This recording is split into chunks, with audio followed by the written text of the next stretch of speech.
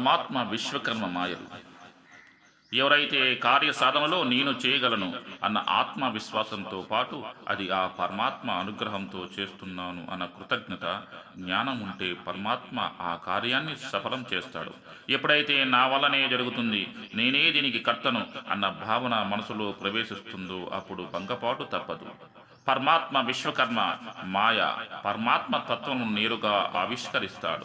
మాయ తన సృష్టి అని, కనిపించేది కనిపించినది మన దగ్గర ఉన్నది దూరాన ఉన్నది అన్నీ తానే, అన్నీ తన లీలే అని ఇంకనైనా తెలుసుకో మానవ.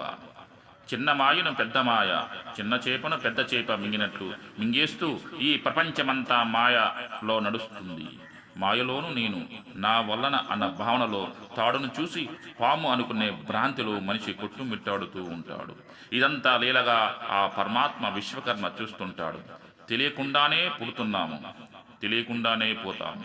అంటే ఈ శరీరానికి సంబంధించిన జనన మరణాలతో మేధకు సంబంధం లేకుండా కాలచక్రం కొనసాగుతూ ఉంటుంది. అందులో అన్నిటికీ అతీతంగా ఉండేదే ఆ పరమాత్మ విశ్వకర్మ ఒకటే. అతీతమైన అన్నిటికీ సృష్టికర్త ఆ పరమాత్మ విశ్వకర్మయే. మరి ఎదురుగా పరమాత్మ నిలబడితే ఆయన గుర్తించకుండా చేసేదే మన అహంకారం. ఈ సృష్టిలో జీవరాశులన్నింటిలోనూ పరమాత్మ విశ్వకర్మ ఉన్నాడని తెలియక కొన్నిసార్లు తెలిసినా కూడా మాయలో పడి అహంకారపూరితమై వివక్షకు చూపిస్తున్నావురా మానవ. ఈ తత్వం గురించి తెలియని వారికి చెప్పినా తెలియదు. తెలుసుకుందాము అని కోరుకునే వారికి ఫలితం రావాలంటే ముఖ్యం సంకల్పం, చిత్తశుద్ధి కలిగి ఉండాలి. ఈ రెండు కలిగిన అహంకారం ఉంటే ఈ రెండు మలినాలు అవుతాయి. అప్పుడు ఇతరులు చెప్పినా తెలుసుకొనలేరు.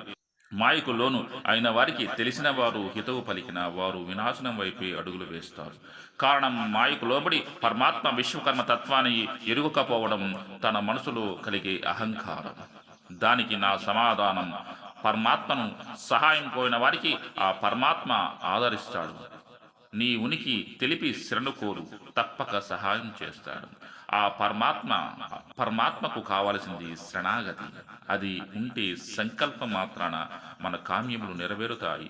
నీవు కార్యసాధనలో చులకన భావాన్ని ప్రదర్శించకు, మరియు అహంకారంతో విశ్వమంతా ఉన్నవాడిని చూడలేవు.